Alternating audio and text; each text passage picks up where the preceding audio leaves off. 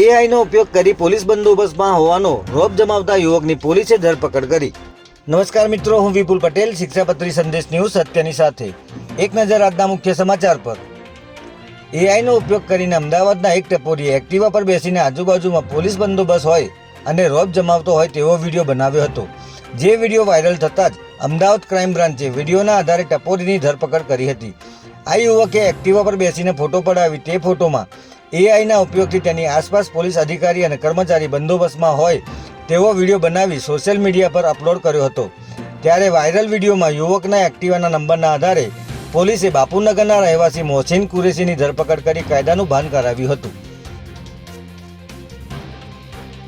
Bhavnagar district cooperative બેંકની server સિસ્ટમની ખામીનો લાભ ઉઠાવી સર્વરે એક્સેસ કરીને બેંક એકાઉન્ટ્સમાંથી ખોટી રકમ દર્શાવ્યા બાદ ₹7.34 કરોડની રકમ બારોબાર અન્ય ખાતાઓમાં ટ્રાન્સફર કરાવવાના કૌભાંડમાં સ્ટેટ સાયબર ક્રાઇમે વધુ 3 આરોપીઓની ધરપકડ કરી છે। આ સાથે જ આ કેસમાં અત્યાર સુધીમાં કુલ 10 આરોપીઓ ઝડપાઈ ચૂક્યા છે। આ અંગે સ્ટેટ સાયબર ક્રાઇમ સેલ દ્વારા ગુનો નોંધીને વિશેષ ટીમ દ્વારા તપાસ હાથ ધરવામાં આવી હતી। ત્યારે વધુ તપાસ દરમિયાન બીજા 3 આરોપીઓની અનિલ અગ્રવાલ, ભૂમિલ પટેલ અને વિકાસ ચૌધરીની ધરપકડ કરવામાં આવી છે।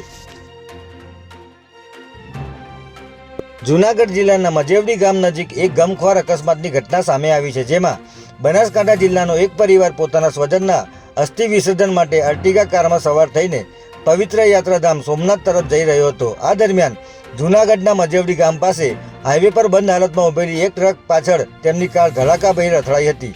ટક્કર એટલી જોરદાર હતી કે કારમાં સવાર 4 લોકોના ઘટના સ્થળે જ કરુણ મોત નીપજ્યા છે, જ્યારે અન્ય 4 લોકો ગંભીર રીતે ઇજાગ્રસ્ત થયા છે। આ સમગ્ર ઘટનામાં એક માસૂમ બાળકનો ચમત્કારિક રીતે આબાદ બચાવ થયો છે। જય હિન્દ, જય ભારત।